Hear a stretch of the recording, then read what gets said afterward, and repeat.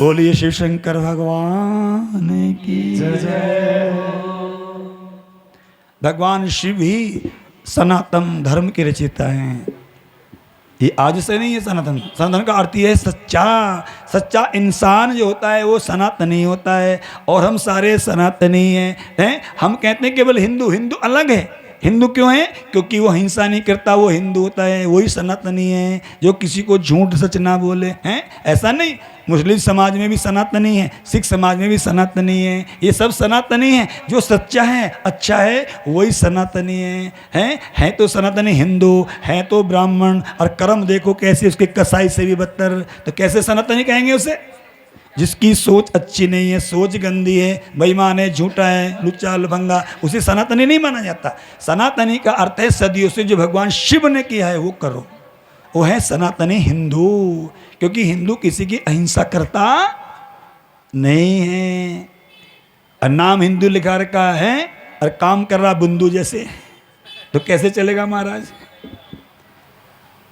पंडित जो पाप को दंडित कर दे वो होता है पंडित। अपने मंत्रों के द्वारा पाप को गायब चूर्ण कर दे वो होता है पंडित हैं। और पंडित में जन्म ले लिया और पाप कमारा अपने आप ही ज्यादा है, तो कैसे उसे पंडित कहे महाराज? हैं जन्म ले लिया क्षत्रियों में। क्षत्रिय का अर्थ क्या है? रक्षा करना।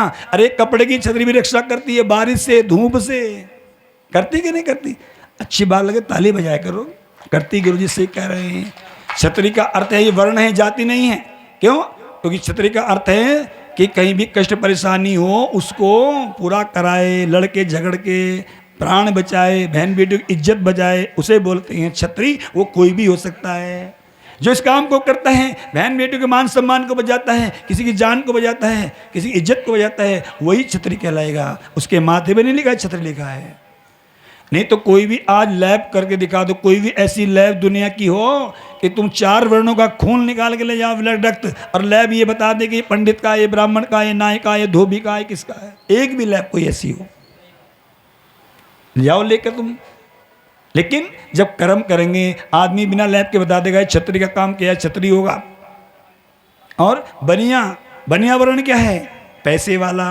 पैसे वाला कर्तव्य है, वो कोई भी हो सकता है जो धन कमाना जानता है, मगर अच्छे कर्म में लगा के धन को शुद्ध करके, कोई आयोजन में व्याधा पड़ रही है, पैसे की कमी पड़ रही है, अपने धन के द्वारा पूरा करा दे, उसे वन्या वर्ण माना गया है।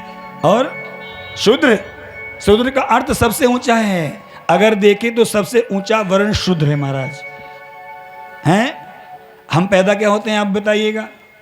सब हम शूद्र ही पैदा होते हैं। अगर शूद्र पैदा नहीं होते तो भी 1.25 महीने लो, 1 साल लो, घर में काम ही नहीं होता है। घर में शूद्र लग गया, क्यों?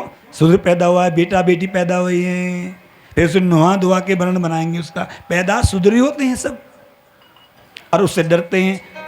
क्या बताते हैं लोग कि शूद्र के पाँव हैं, पाँव। किसी इंसान के पाँव ना हो तो पता लग जाता है महाराज, हैं?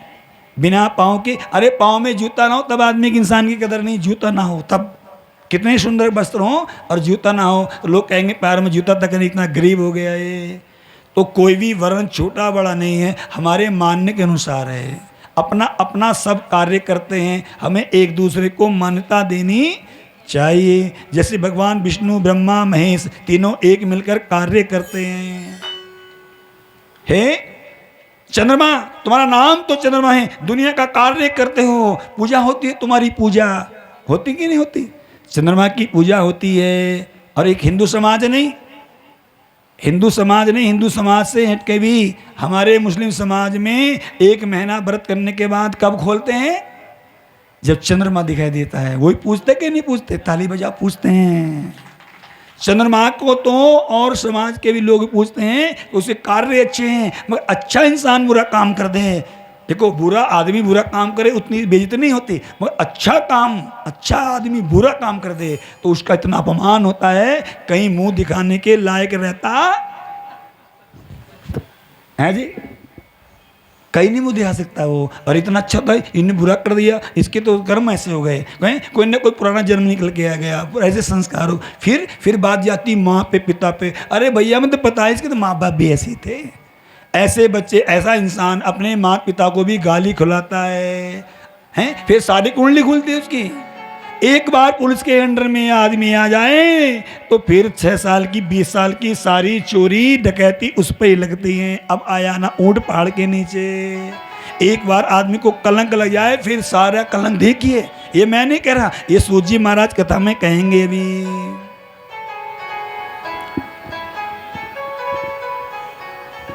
क्या करते हो तुम? एक के साथ प्रेम करते हो और दूसरे के साथ प्रेम करने पर मनुष्य नरकगामी होता है। नरकगामी, जो भेदभाव करता है वो नरकगामी होता है। आप भी कर रहे होंगे ऐसा।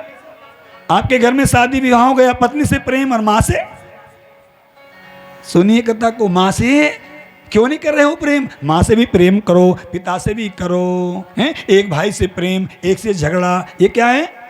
जो भेदभाव करता है वो कहाँ जाता है? नरक में। अब कथा चलनी तो आपको बताऊं, जो प्रसाद में भी भेदभाव करता है वो भी नरक में जाता है। लेना एक ना देना दो। अपना बच्चा आ गया तो मोटा सेब, छोटे का बच्चा आ गया तो फटा हुआ सेब, हैं? अपने को दे दिया सेब और दूसरे के बच्चे को दे दिया अमरूद। हालांकि अमरूद की पावर सेब से ज़्यादा होती है, ध्यान रखना। सेब में कुछ नहीं रखा जो सेब अमरूद के अंदर है, पेट को सफा कर देता है अच्छे से अमरूद। लेकिन हमने कीमत कम आकी ना उसकी। अपने आ गया तो बड़ा सा दोना दे दिया हलवे का भर के,